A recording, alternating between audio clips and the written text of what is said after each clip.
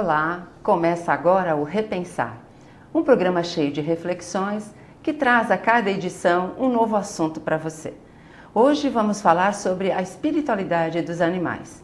Para isso, temos a presença de Marcel Benedetti. Marcel Benedetti, médico veterinário. Tudo bem, Marcel? Tudo bem. Então vamos começar o nosso bate-papo falando hoje sobre a espiritualidade dos animais, mas antes da gente entrar propriamente neste tema, né, que é um tema interessante e que muitas pessoas ainda estão curiosas para conhecer e para entender sobre esse tema, né? A gente gostaria de falar um pouquinho de como começou esse seu trabalho, né? Quando você se dispôs a estudar a veterinária, a ser um médico veterinário, né? Você já tinha ideia de como ia encaminhar a sua carreira, né? Porque geralmente os veterinários, eles querem cuidar dos animais, gostam dos animais, mas acredito eu que eles não tenham essa intenção de estudar tão profundamente a espiritualidade dos animais. Como é que foi o seu começo, assim?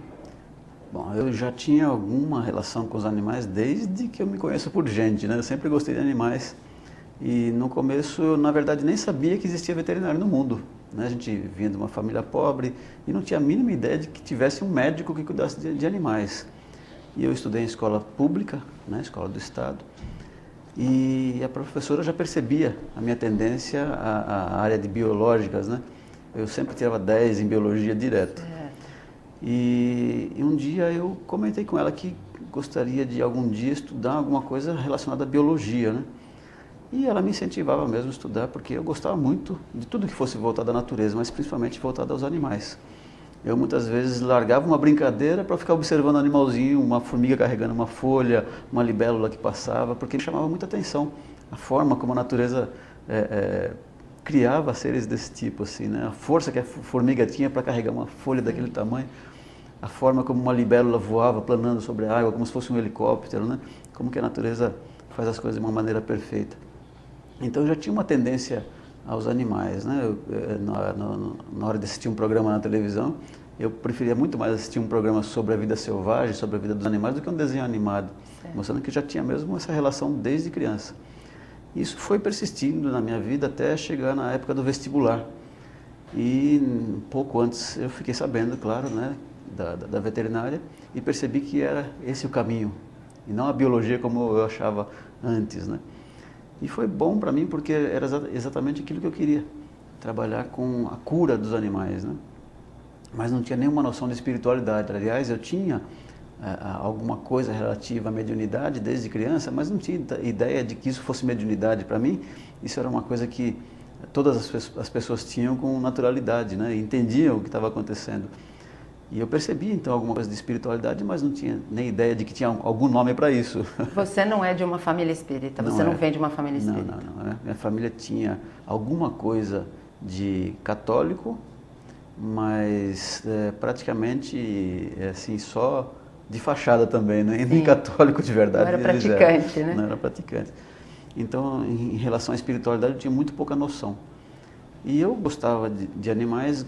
Acabei entrando na veterinária, estudei o curso de veterinária, me formei e foi lá, no finalzinho do curso, que eu tive contato e não tinha ainda certeza, não sabia que aquele contato era um contato com a espiritualidade, que eu tive contato com o meu mentor, que era um monge franciscano. E na formatura apareceu ele lá e eu tinha certeza que era uma pessoa encarnada que estava ali acenando para mim, desejando boa sorte. Mas já era um espírito que estava ali, que me acompanhava, eu não tinha ideia disso. E depois de um tempo, ele surgiu, né, diretamente próximo de mim, e veio então a sugestão, né, a gente foi tendo um contato mais próximo, e veio a sugestão de que deveríamos escrever livros a respeito da espiritualidade dos animais. E só que isso demandou um tempo para eu me preparar, porque eu não sabia nada de espiritismo, nada de espiritualidade na verdade. E ele dizia, estuda. Então eu tive que estudar codificação várias vezes, tive que estudar a Bíblia várias vezes, e muitos livros, né? E conforme o assunto vinha surgindo, os livros iam aparecendo na minha mão. As pessoas me traziam livros, e parecia coincidência, mas não era. A espiritualidade estava trazendo. Como eu disse, era de uma família pobre e não tinha condição de comprar livros. E as pessoas me traziam, livros, né? Falava, olha, eu li esse livro, achei tão bonito, achei que você ia se interessar, e justamente o que eu li completava a dúvida que eu tinha no livro anterior. E a dúvida que surgia com o próximo livro, outra pessoa me trazia um outro livro que completava. No fim, eu li mais de 50 livros, estudei o suficiente para depois entrar no assunto propriamente dito, e os livros começaram a surgir. Interessante, eu acho que isso é até um exemplo importante para quem quer fazer alguma atividade, seja ela doutrinária, seja ela profissional, né? É esse empenho, né? É a disciplina, né, Márcia? Como todos aqueles que se destacam em alguma atividade, eles sempre narram essa mesma situação que você está nos narrando, né? Sempre lhes é pedido estudo. Dedicação, trabalho. Então, quando a gente ouve da doutrina espírita que aquele que está disposto a servir tem que renunciar um pouquinho a si próprio, que você deve renunciar. Muitas vezes, né, hoje, falando hoje, né, que você já está formado, você já constituiu família, enfim. Mesmo hoje, você deve renunciar a muita coisa em favor deste trabalho, que é um trabalho, vamos dizer, um trabalho de caridade, porque nós estamos trabalhando em favor de um irmão nosso, né? Na verdade, o trabalho nosso acaba sendo um resgate né, de outras vidas. Né? É um resgate muito bom, né? Bom. Se todo mundo tivesse resgate assim, ia ser fácil, né? Mas, na verdade, são resgates, né? Esse trabalho que a gente faz com os animais, eu sei que em outras vidas eu fui uma pessoa muito devedora de outras pessoas e de animais também. Então, ao longo de muitas reencarnações, eu vim buscando resgatar essa dívida com os animais, comigo mesmo e com outras pessoas, né? E agora estou na parte mais gostosa do resgate. Então, a renúncia que a gente faz acaba sendo uma coisa pequena em relação àquilo que poderia ter sido ou então aquilo que já foi em outras vidas, né? O que eu sinto que mexe um pouco comigo é um pouco do afastamento em relação à família. Sim. Eu queria estar um pouco mais próximo da família, né? Mas o trabalho exige que eu me afaste um pouquinho algumas vezes. Mas esse ano eu praticamente não estou marcando palestra de domingo, pelo menos, né? Para poder ficar um pouquinho mais com a família, que justamente é a renúncia. Maior, né? Maior, então, né? Ficar com um pouquinho menos renúncia nesse ano aqui. Você falou de escrever livros, era o seu projeto já programado, né? Na espiritualidade. Então, você já escreveu 6 livros? Na verdade, são 8. 8? 8. Então, são 7 livros sobre os animais e um que não é sobre animais, né? Que não diretamente, mas indiretamente também tem os animais ali incluídos nesse 8º livro, que é um livro que fala sobre técnica de desobsessão. Certo. E assim, para aqueles que ainda não o conhecem, né? Como que você escreveu esses livros? É uma psicografia? Você estudando, você disse que teve que estudar muito, você mesmo estudando, pesquisando e escrevendo, como que é esse processo? Na verdade, quando você se predispõe a escrever e se predispõe a ficar à mercê da espiritualidade para que surjam os livros, a gente tem que ter um arquivo mental para que a gente possa colocar em prática aquilo que está sendo passado para nós, né? Se eles te passam uma ideia, mas você não tem noção do que está sendo falado, você acaba interpretando mal e colocando no papel alguma coisa completamente diferente. Então tem que ter um arquivo mental o maior possível. Por isso é obrigatório esse estudo, né? Se for depender só dos arquivos mentais que a gente adquiriu em outras vidas, está desatualizado para essa vida, né? Então a gente tem que estudar mesmo sobre ciência, sobre o espiritismo e outras coisas, né? Então tem que colocar em dia, tem que atualizar o nosso arquivo mental. Mas alguns livros nossos são psicografados, outros são intuídos e outros são de pesquisa. O primeiro livro, por exemplo, ele é um livro praticamente todo psicografado. O segundo livro é totalmente psicografado, o terceiro livro também. O quarto livro é um livro de pesquisa, onde as respostas, né, um livro de perguntas e respostas, onde as respostas são intuídas. Eu percebo que não é uma resposta tirada da minha cabeça simplesmente. Algumas respostas ali são muito elaboradas para serem tiradas da minha cabeça. Não que eu não tenha capacidade para isso, né? Mas é de uma maneira que não seria própria da minha personalidade de colocar daquele jeito. O quinto livro é um livro de histórias que as pessoas contam. Que quando eu vou fazer palestras, as pessoas no final das palestras sempre me chamam no cantinho e falam, deixa eu te contar uma historinha interessante. Então são interessantes mesmo, né? E eu achei interessante, achei que fosse legal se publicasse essas histórias para as pessoas, né? O 6º livro é, na verdade, quase continuação do primeiro livro, apesar de ser o 6º livro, ele é continuação do primeiro livro, Todos os Animais Merecem o Céu. O livro Errar é Humano, Perdoar é Canino. Ele traz a continuação do que acontece no primeiro livro, é um livro psicografado também. O 7º livro é um livro de pesquisa, um livro de perguntas e respostas, onde as respostas são tiradas da codificação. Então, Kardec, Espírito da Verdade e outros espíritos explicando a espiritualidade dos animais, para quem acredita que os animais não têm alma, não têm espírito e que não tem assunto relativo aos animais na codificação. Nós escrevemos um volume e já tem outro pronto, então assunto tem bastante. Esse livro até, ele vem trazer assim, a base, né? Você está embasado na doutrina espírita. Isso é uma segurança a mais para as pessoas, né? Para acreditarem que você está fazendo uma coisa séria, né? Porque eu lembro que no começo, quando eu comecei a fazer palestras sobre a espiritualidade dos animais, algumas pessoas eram céticas e diziam que era invenção minha, que não existia aquilo no Espiritismo e que Kardec nunca falou daquilo, que na doutrina espírita não existe essa abordagem que eu colocava, né? Você tem alguma dúvida ou sugestão? Escreva para a gente, repensar@tvmundomaior.com.br ou então para TV Mundo Maior, CEP 02013-970, São Paulo, capital. Vamos a um pequeno intervalo, mas já voltamos. Não saia daí.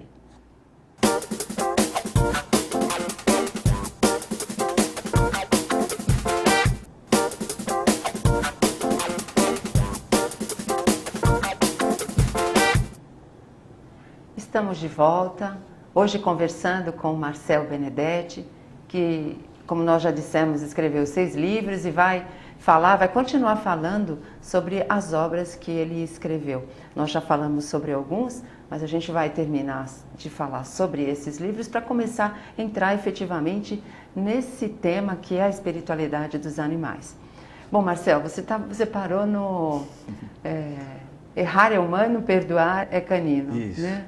Não, já tinha comentado, eu estava comentando sobre o Kardec, justificando o tema espiritualidade dos animais, para que as pessoas, através da leitura, não fizessem mais aquele comentário que eu estava viajando na maionese quando eu falava sobre a espiritualidade dos animais, porque aí não é o Marcel Benedetti que está falando do assunto, é Kardec, é o Espírito da Verdade, é São Luís, é Erasto, etc, etc, né? Porque eu ouvi muito isso, né? Que eu estava inventando história, que isso não existe em lugar nenhum na codificação. E ali nesse livro, Os Animais Conforme o Espiritismo, traz todos esses espíritos, inclusive Kardec, falando sobre a espiritualidade dos animais, mostrando que existe muito assunto sobre a espiritualidade dos animais dentro da codificação. Uma questão só de perceber isso. Porque muitas vezes a gente lê, né? É como todos aqueles que fazem trabalhos, tanto de palestra quanto de divulgação, enfim, que trabalham com a doutrina em si, né? Eles dizem, estudem e não leiam, porque a gente lê, é diferente ler e estudar, né? Passa assim meio despercebido essas situações ou esses ensinamentos, porque talvez a gente não esteja muito interessado. A partir do momento que você se interessa, como você fez, você descobre informações importantes acerca desse tema, né? E o último livro, o 8º livro, é um livro que não é sobre a espiritualidade dos animais, mas é um livro interessante que fala sobre desobsessão, para quem gosta do assunto. É um livro interessante também. Bom, mas então vamos começar a falar um pouquinho, né, de espiritualidade dos animais. Geralmente nas palestras ou nos cursos, né, a dúvida maior, né, Marcel, é sobre o princípio inteligente e o espírito. As pessoas querem saber qual é a diferença entre princípio espiritual e espírito. Quando nós somos princípio e quando nós somos espíritos? Vamos esclarecer essa situação. Na verdade, princípio inteligente, princípio espiritual, espírito, mônada celeste, seja lá qual nome que o pessoal quiser dar, é sinônimo. Então você dizer que animal é só princípio inteligente e o homem é só espírito, na verdade você está falando que o animal também é espírito e o homem também é princípio inteligente, porque é sinônimo. Então você não pode dizer que um é diferente do outro porque tem um nome diferente. É só uma questão de palavras, porque se você for pegar a codificação, o livro dos Espíritos, lá pergunta, o que é um espírito? O princípio inteligente do universo. Certo. Então a própria definição já diz, o espírito é o princípio inteligente do universo. Então quando você coloca que animal é princípio inteligente e homem é espírito, você está colocando a mesma coisa. Podia ser o contrário, o resultado vai ser o mesmo, né? O que confunde muito é que tem um trecho do livro dos Espíritos que diz que os animais se elaboram, se individualizam, o princípio inteligente se elabora, se individualiza e se torna espírito. E nessa fase, então, ele começa a ter noção do certo e errado, né? E a responsabilidade que vem junto com isso. Dando a entender que o princípio inteligente no começo não era espírito. Né? E como a gente sabe que princípio inteligente é sinônimo de espírito, se você pegar o mesmo texto e colocar espírito em lugar de princípio inteligente, diz ali, o espírito se individualiza, se elabora e se torna espírito. Não é estranho? Então, na verdade, o princípio inteligente se individualiza, quer dizer, ele ganha consciência de si mesmo, ele ganha consciência do mundo ao redor, ele ganha consciência de que ele é um espírito em evolução, e quando ele atingir um determinado grau de evolução, ele pode entrar na fase humana, mas ele é espírito ainda, ele sempre foi espírito desde que foi criado simples e ignorante e para estagiar no mineral, passando por várias fases evolutivas até chegar na fase de humanidade, né? Mas ele ainda não é um espírito puro, ele vai se individualizando e um dia ele vai se tornar espírito com E maiúsculo, que significa um espírito que não tem necessidade mais de reencarnar, um espírito puro, lá no arcanjo. Só que nesse meio tempo ele passou pela fase de humanidade. E ali sim ele foi adquirindo uma noção maior do que é certo e o que é errado. Então a gente poderia dizer, Marcel, que essa separação que as pessoas querem fazer, né, do reino animal para o reino hominal, a gente poderia dizer que é uma coisa semelhante ao reino hominal e ao arcanjo, né? Não existe essa diferença. Não existe diferença. A diferença que tem entre os espíritos que estão estagiando na fase de animalidade e os espíritos que estão estagiando na fase de humanidade, a única diferença que tem é a experiência que cada um adquiriu. Esses espíritos que estão hoje na fase de animalidade, eles vão adquirindo suas experiências até um ponto que ele tem um determinado grau de consciência de si mesmo e consciência do mundo ao redor, que ele não tem mais por que reencarnar num corpo de animal, então ele reencarna no corpo de um ser humano. Né? Então a diferença é essa. O ser humano tem consciência da existência de Deus, ele adquiriu tanta experiência que ele já tirou essa conclusão. E os outros que ainda não tiraram essa conclusão continuam estagiando na fase de animais, é só isso. Então o animal tem alma, é outra dúvida. Com certeza. Né? As pessoas, não, animal não tem alma. Animal vai adquirir uma alma quando ele se tornar um ser humano. Essa observação que você fez é muito comum para quem não estuda a codificação. Quem estuda logo na introdução do Livro dos Espíritos tem uma definição de alma e espírito. Então quem lê aquela definição já sabe logo de cara que os animais têm alma com certeza.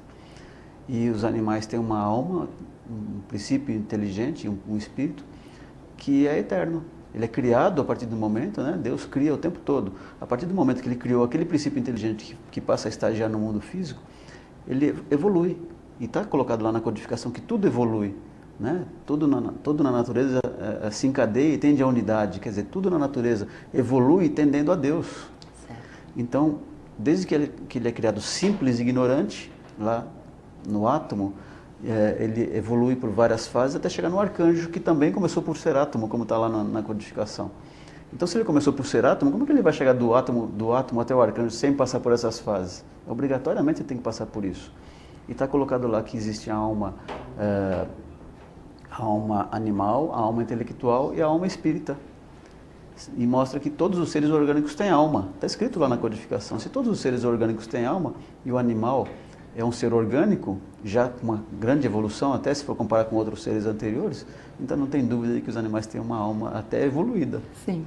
Você falou que, né, quando você falou do princípio inteligente, que ele se desenvolve e vai tomando consciência de si. Então, o animal, ele já tem consciência de si? Eu pergunto isso, Marcel, por quê? Muitos animais da mesma raça, né? Eles são tão diferentes quanto ao seu comportamento, as suas reações diante de situações diversas ou de situações iguais, né? De mesmas situações. Isso depende da forma como esse animal foi criado, né, tratado, ou a gente pode dizer que isso é um tipo de personalidade. Então ele já sabe de si, ele já tem algumas decisões, né, por conta própria.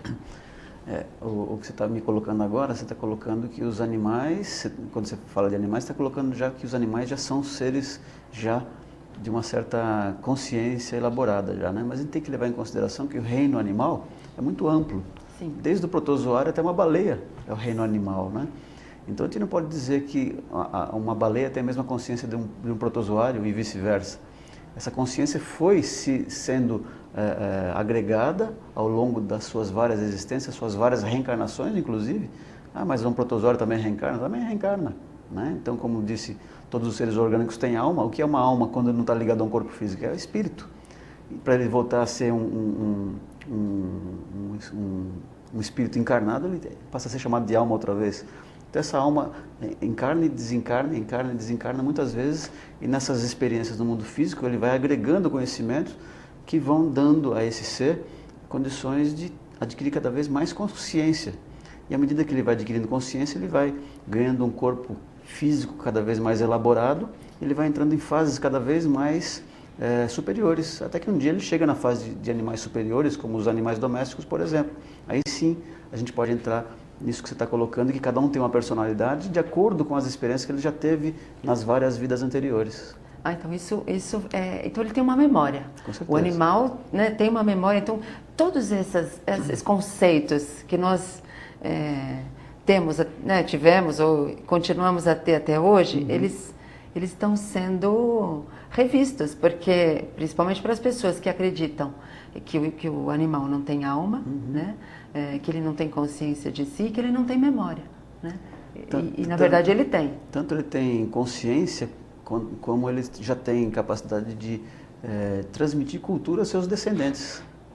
Então o chimpanzé, ele transmite cultura. O macaco prego da nossa fauna, da fauna brasileira, ele transmite cultura aos seus descendentes.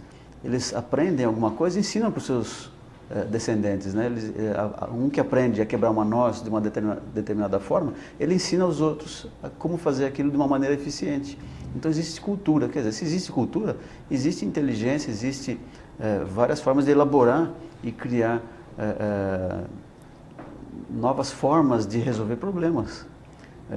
Eu já comentei várias vezes no nosso programa na rádio e em palestra sobre um corvo chamado Betty, que criou. Ela foi a primeira ave filmada que mostrou para as pessoas que uma ave é capaz de criar uma ferramenta. Sim. Ela criou uma ferramenta para resolver um problema. E as pessoas achavam que só seres humanos eram capazes de criar ferramentas. E uma ave criou uma ferramenta. Então, não só eles têm memória, mas têm inteligência, sentimentos e outras coisas que a ciência mesmo está mostrando que é assim. Muito bom. Nós vamos para o nosso intervalo. Este bloco está acabando, mas ainda temos muito programa pela frente. Até já.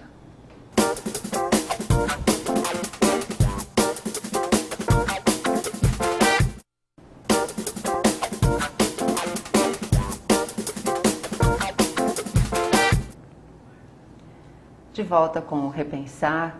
Antes de continuarmos a nossa conversa aqui com o Marcel Benedetti, nós gostaríamos de fazer uma solicitação a você que nos assiste e que é adepto da doutrina dos espíritos. Ajude a TV Mundo Maior a crescer e seguir em frente.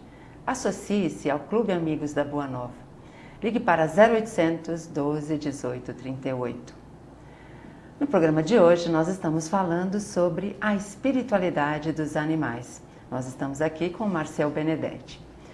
Bom, Marcel, nós começamos aqui a falar um pouquinho, né, da espiritualidade dos animais e eu estou colocando para você todas as dúvidas que a gente ouve, né, nos cursos, nas palestras sobre doutrina espírita.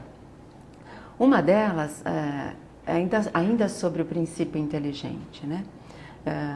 As criaturas nos perguntam assim, mas quando a gente passa de um reino para o outro, nós temos que estagiar em todas as espécies? Então, geralmente eles se referem aos animais. Temos que estagiar em todas as espécies de animais ou não? Então, quantos são todas as espécies, né? O universo é infinito, né? E não existem animais só no nosso mundo, só na Terra, né? Jesus dizia, existem muitas moradas na casa do meu Pai. Então, provavelmente, esse espírito que foi criado simples e ignorante e passou por várias fases no reino mineral, vegetal, quando entrou no reino animal, ele provavelmente vai passar por muitas espécies aqui na Terra, vai passar por muitas espécies fora do nosso planeta, em outros mundos, né? Mas não dá para saber se ele vai passar em todas. Eu acredito que não tem como passar em todas, né, as espécies, mas muitas espécies com certeza. E acho que a cada um, né, ele pode variar de espécies, né? A gente não precisa, esse princípio inteligente não precisa passar rigorosamente pelas mesmas espécies, todos, né, pela mesma espécie. O que importa para o espírito estagiário, não importa em que fase ele esteja, é o aprendizado. Então ele não obrigatoriamente tem que passar por todas as espécies, ou então tem que passar muito tempo numa determinada espécie, porque o que importa para ele é o aprendizado. Se ele aprendeu, melhor para ele, né? Do mesmo jeito nós. Se nós vamos ter que passar pela fase humana e por um determinado período de tempo, se a gente aprendeu o que tem que aprender na fase de humanidade rapidinho, já entra logo na fase de angelitude, né? Muito bom. Mesma coisa.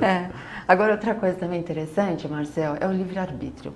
Né? As pessoas também ainda acreditam que só existe livre-arbítrio no reino hominal.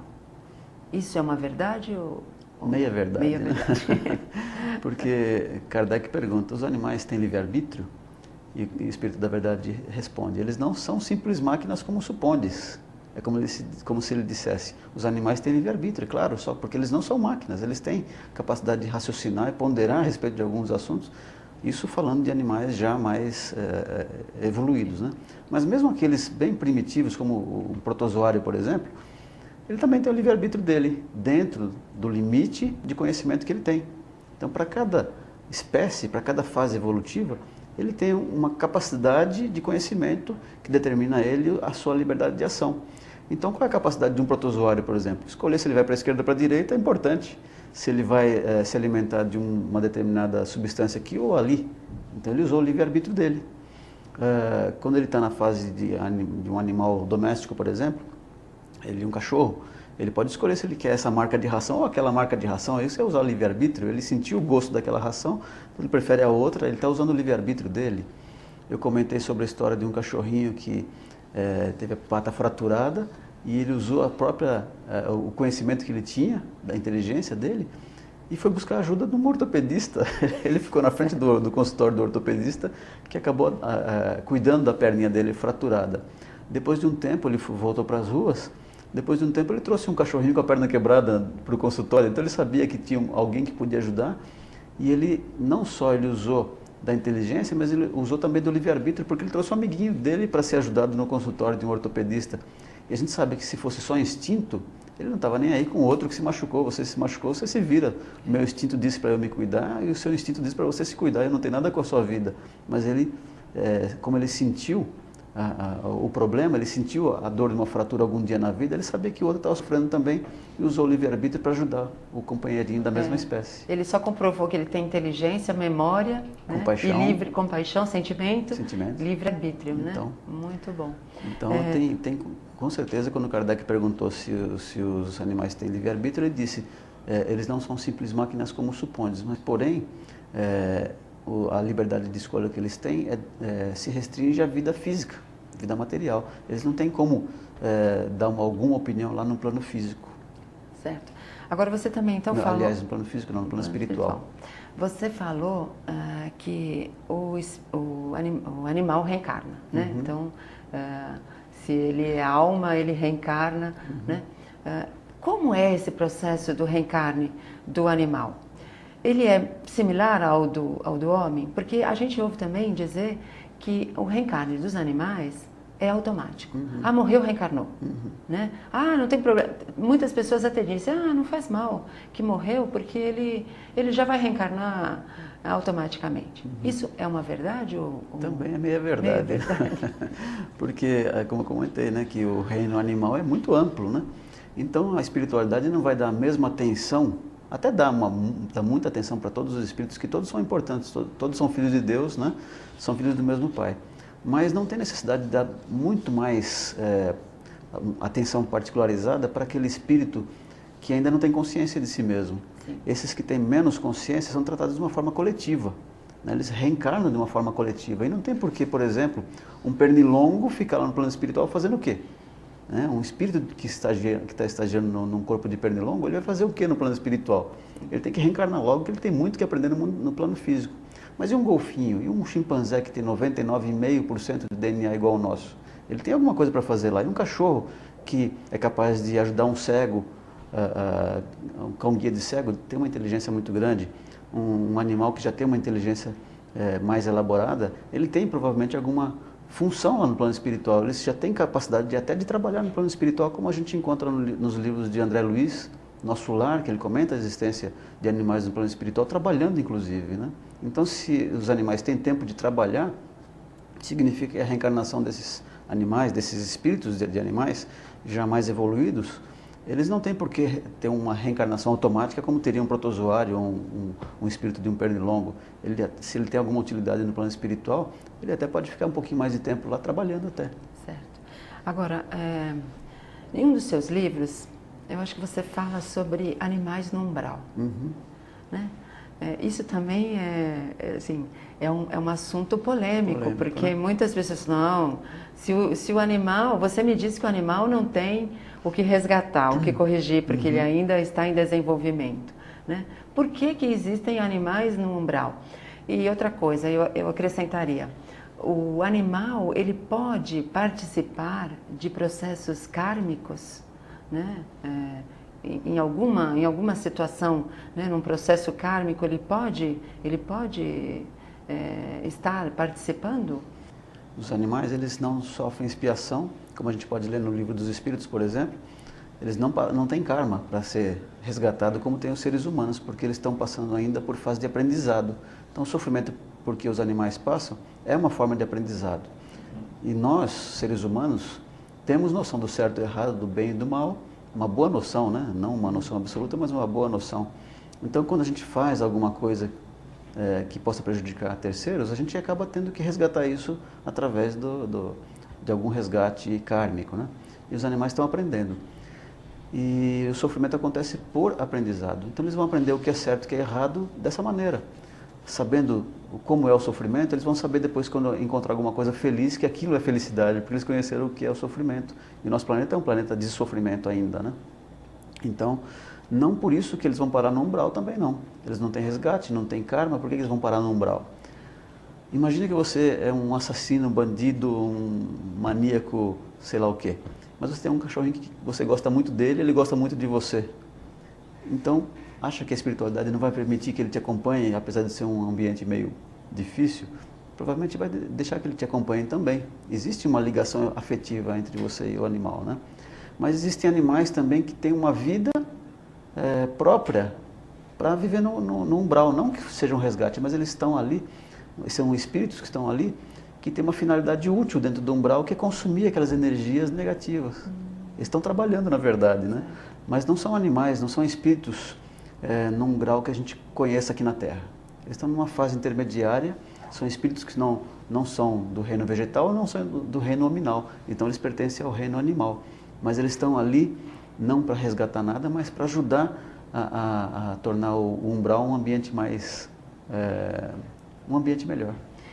E você, da mesma forma como eles trabalham no umbral, eles podem trabalhar aqui, também encarnados, num processo kármico de um ser, de um amigo, de um tutor deles, então, Marcel? Eles podem colaborar, por exemplo, numa situação de dificuldade, alguém que precisa aprender a se relacionar com o animal, ele vem para ajudar. Isso a gente poderia chamar de um processo kármico? Para aquela pessoa que está cuidando daquele animalzinho, talvez, mas não para o animal. Não para o animal. Né? Ele está servindo ali como um objeto de elevação espiritual daquela pessoa, e aquela pessoa está servindo como objeto de elevação espiritual para aquele animal, porque um aprende com o outro, né? É uma troca de experiências. O ser humano que fez alguma coisa e está devendo e tem essa necessidade de resgate kármico, ele está fazendo esse resgate. O animalzinho está aprendendo, como eu comentei, e está se aproveitando da situação ao lado desse ser humano para ter um crescimento espiritual, mas não é um resgate kármico. Vamos ao intervalo, não saia daí que é rapidinho.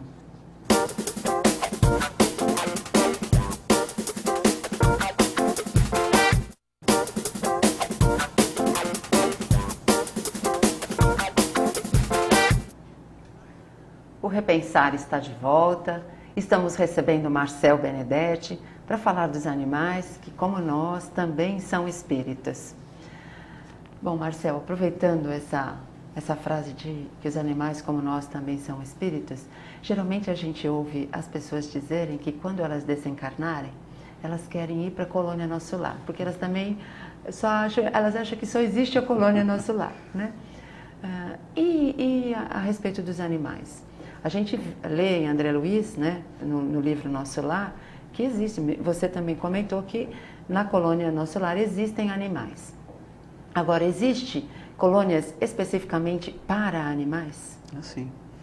Existem colônias, no nosso livro a gente cita uma colônia, por exemplo, que cuida de animais, né? Prepara esses animais quando eles estão para desencarnar, preparam esses animais quando eles estão para reencarnar. Então são colônias específicas para os cuidados com os animais, mas a maioria, acredito, das colônias que são reservadas a seres humanos também tem um espacinho para os animais, como a gente pode ver nos livros de André Luiz, Nosso Lar, por exemplo, né? Certo. Agora, voltando um pouquinho lá no sofrimento do animal, né? Então, a gente falou do sofrimento como um aprendizado, né? A dor, aprendizado, vamos dizer assim. E o sofrimento dos animais nos laboratórios? Será que nós vamos chegar a uma condição em que a gente não vai mais necessitar desse tipo de instrumento para pesquisa, para estudo, enfim, né? Eu entendo que a medicina, a área da saúde, né? A medicina, a própria veterinária, eu não sei se ainda usa, né, animais para experimentos, até para ensinar os alunos. Como que fica o animal nessa situação? Ele tá sendo um instrumento nosso ou ele tá sendo, na verdade, um instrumento de evolução ou de resgate, porque a gente está incorrendo em alguma transgressão, talvez. Com certeza, né? Jesus disse que era necessário que viesse o escândalo, mas ai daquele por quem viesse o escândalo, né? Quer dizer, é necessário que exista o sofrimento, mas ai daquele que provocar o sofrimento no seu irmão. Então, a gente já faz mais de 200 anos que nós usamos os animais em experimentos, mais de 200 anos. Nesses 200 anos o homem já foi para a Lua, já mandou sonda para Marte, para outros mundos, aí já criou celular que filma, que só falta falar. Né? Então a gente está com uma super tecnologia em várias áreas. E por que não desenvolver uma tecnologia suficiente para evitar a morte dos animais em laboratórios? Porque não é importante, porque é caro. É muito mais barato você criar um animalzinho para isso do que você desenvolver uma tecnologia. Então, o sofrimento acontece por nossa culpa. Os animais não foram criados para sofrer em laboratórios e de maneira nenhuma, né? Tanto é que na Gênesis está lá colocado, se não me engano, na Gênesis está colocado, no Livro dos Espíritos, na Lei de Destruição, que à medida que o espírito prepondera, à medida que o espírito ganha espaço em relação aos instintos, né? O homem não terá mais necessidade de destruir e ganhará horror a sangue, terá horror a sangue. Quer dizer, à medida que o espírito for preponderando, né? Então quer dizer que a gente ainda está numa fase em que nosso espírito não prepondera sobre nossos instintos de destruição. A gente acha a coisa mais natural do mundo destruir outros seres para satisfazer alguma necessidade, entre aspas, nossa, né? Sim. Coisa que, não, na verdade, não é isso que acontece, não deveria ser assim. Nós usamos muitos medicamentos e as pessoas sempre usam esse argumento, né? É que a gente tem que desenvolver a tecnologia dos medicamentos para salvar a humanidade. Mas não precisa ser assim. Existem muitos medicamentos homeopáticos, por exemplo, acupuntura e outras medicinas complementares que não usam o sofrimento dos animais como base. A homeopatia, por exemplo, ela é muito eficiente e não tem necessidade nenhuma de destruir ou de torturar algum animal para desenvolver a homeopatia, que é muito eficiente, né? O mesmo princípio a gente pode usar para a alimentação. Para a alimentação, com Porque certeza. existe uma matança indiscriminada, né? Não existe a necessidade de se matar tanto animal para alimentar, né? E ao mesmo tempo existe aí uma incoerência, porque se mata tanto animal e tem tanta gente passando fome. Justamente por causa da nossa cobiça e do nosso egoísmo. Porque, na verdade, se nós deixássemos de comer carne, se fosse possível isso, né? De um dia para outro nós deixarmos, todas as pessoas deixassem de comer carne, ia sobrar comida no mundo, ninguém ia ter mais fome. Imagine um espaço onde é plantado pasto para um animal, para um boi. O boi leva 5 anos para atingir o peso ideal para ir para o abate. Então ele leva 5 anos consumindo alimento e água, e depois de 5 anos a carcaça dele vai produzir 250 quilos de carne mais ou menos. Em 5 anos, se você, em vez de plantar pasto para produzir 250 quilos de carne, se você plantasse soja naquele mesmo espaço, você ia ter produzido em 5 anos 38 toneladas de soja. Suficiente para alimentar muito mais pessoas do que simplesmente 250 quilos de carne. Ou então mais ou menos 30 toneladas de milho. Além do fato de que para produzir essas 250 quilos de carne, para cada quilo de carne produzido, você consumiu nesses 5 anos 15 toneladas de água. É muita água para produzir 1 quilo de carne, né? E multiplica isso por 250. A água é poluída em função da produção de carne. A atmosfera é poluída. Imagine que no Brasil somos 190 milhões de habitantes, mas são 230 milhões de bovinos, fora outros animais. E cada bovino, cada herbívoro produz uma quantidade de gás metano. Por dia, mais ou menos, cada bovino produz cerca de 500 litros de gás metano, que é um dos gases do efeito estufa. Então, esse desequilíbrio ecológico que nós estamos presenciando no planeta hoje em dia, o que aconteceu lá em Santa Catarina, por exemplo, com certeza aconteceu em função disso. O buraco na camada de ozônio está ficando cada vez maior em função do efeito estufa, em função do consumo pelos gases metanos, que eles são invisíveis, não é igual o gás carbônico que você vê aquela nuvem cinza voando ali por ali, você sabe que tem poluição. O gás metano, ele polui sem você perceber. E acontece esse desequilíbrio ecológico que a gente percebe. Além do fato de que para produzir carne que a gente consome aqui em São Paulo, principalmente, existe a derrubada da floresta amazônica. A floresta está desaparecendo em função do nosso hábito alimentar, em função de uma necessidade, entre aspas, gastronômica, nós estamos destruindo o planeta. Até que ponto é importante a gente manter esse hábito negativo que está destruindo o planeta em função de um gosto, né? de uma sensação de um paladar. E ao mesmo tempo a gente vê pessoas obesas, né, Marcel, querendo diminuir, tornar o físico melhor, mas não mudam a alimentação, né? Então eu acho que é uma falta de conscientização, ainda é uma necessidade que nós temos de nos desenvolver moralmente, né? Porque intelectualmente você consegue, existem formas de você nutrir ou substituir a proteína animal, né? Com certeza. Mas a gente ainda não está querendo, né? Acha que é um pouco de trabalho, enfim, a gente está acomodado nessa condição. Quem tem essa preocupação com a própria saúde, não está preocupado se tem algum animal morrendo, algum animal consciente da própria existência morrendo e sofrendo com essa morte. Tem gente que não está preocupada com isso, está preocupada com a própria saúde, né? Então, se essa pessoa tem uma preocupação com a própria saúde, é mais um motivo para não comer carne, porque eu conversando com um cirurgião, eu perguntei qual é a principal causa do câncer do intestino. Ele falou, o consumo de carne. A principal causa, né? E um estudo feito na Europa com 450 mil pessoas mostrou que de 450 mil pessoas, 150 mil desenvolveram câncer consumindo 150 gramas de carne por dia. Nossa. Então, a carne é muito nociva para a nossa saúde. Eu acho que para nós estamos nos aproximando do final e é uma coisa que é uma dúvida também bastante grande entre as criaturas que gostam dos animais e que cuidam dos animais.